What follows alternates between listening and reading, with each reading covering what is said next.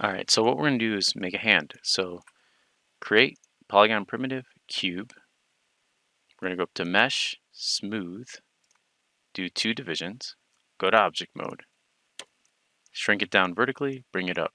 Let's focus on one finger for now. So what I'm going to do is select this right here, shift right click, and I'm going to go down to circularize components. All right, Control E, scale that in, and then what I can do is bring it out just a little bit. Control E again, go all the way out here, scale that down. All right, now we've got a nice little curvature going on this way. The way you shape your finger is like this. I'm going to shift right click, go to insert edge loop tool, add 3 cuts here, select these 2 faces inside of here, these guys in here, hit R, scale those in, hit W, pull them up a little bit. That's how we're going to form our knuckle. Something like that. Let's add another insert. We're going to add another loop this way. Now, for inserting edge loops, you go to object mode and you shift right click, insert edge loop, or you can go up here to mesh, mesh tools, insert edge loop. What I do with this is select this place where my pinky is. I'll hit R, shift strike this in, holding shift, R one more time, then hit W, and then just pull that up. You could also say this is going to be our pointer finger, so I can show you how to bring out a thumb. You can treat it that way.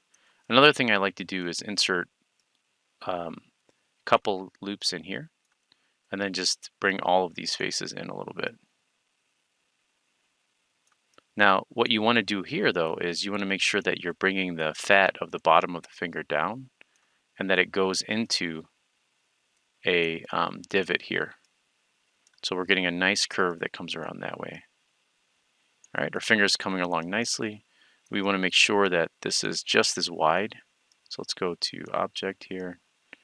Let's see if normal works. No, it's not going to work there. So we're just going to scale it up like this. We want to make sure that the tip of our finger, our pinky finger, is just slightly narrower than the inside here. So something like that. And then I'm going to do the same thing where I just throw maybe 1 loop in here, scale that down a little bit to give me a nice curvature off the pinky. Now what I like to do is either, if you're going very low poly, you can just bring this out to give yourself that shape. And then that way, when you take it into ZBrush to smooth it out, it's going to look a little bit more like that.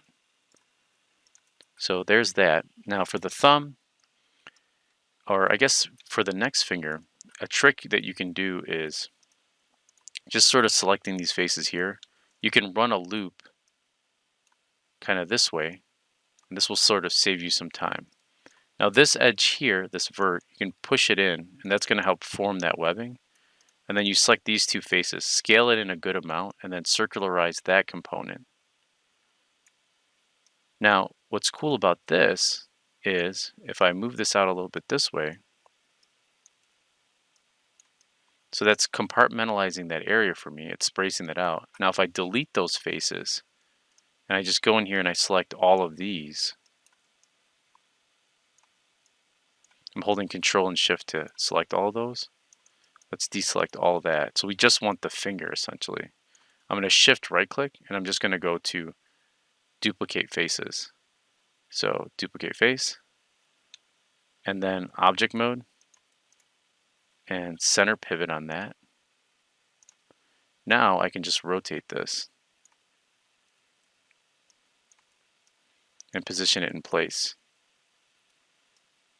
It saves me a little bit of time of modeling. Now obviously, let's say that this is my pinky, then my ring finger should be a lot bigger, and we'll adjust that stuff later. So in here, let's move this. I'm just going to expand this up, save myself a little bit of time. Should be a lot bigger here.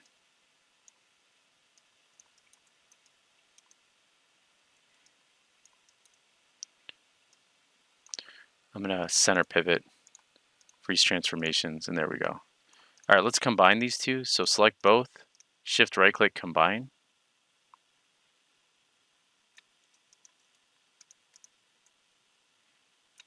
And what you can do is just match these verts up. So select these 2, shift right click, merge verts to center. Do the same thing here. I'm hitting G to redo last action.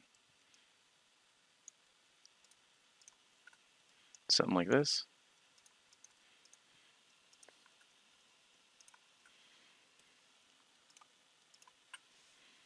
There you go. Let's bring this edge back. It always takes a little bit of tweaking. So for example, like this vertice should really come forward a little bit. Like that. You can always grab this and hit B as in boy. And if you hold B down with the left mouse button, you can kind of scale that up. And that helps you get a nice soft selection going. Soft selection kind of lets you move it like clay. So something like this. I can scale this. Oops. Scale this tip up a little bit. You know. So you really could do that for a few more times. So like I said, if this is my pinky, that means my thumb is over here. So to create the thumb, I select the 4 faces that are back here. Shift right click circularize components. Scale that down just a little bit. Control E, bring it out.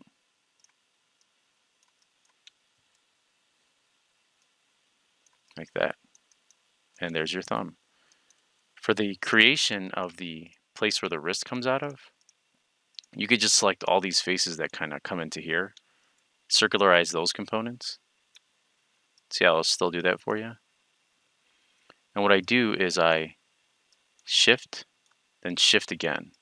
And the reason for that is you want the rotation of when you're going to rig this to be, you want to have a couple. So I'm going to hit E and then press D so I can move my rotation, my rotating axis. Now I'm going to press E again.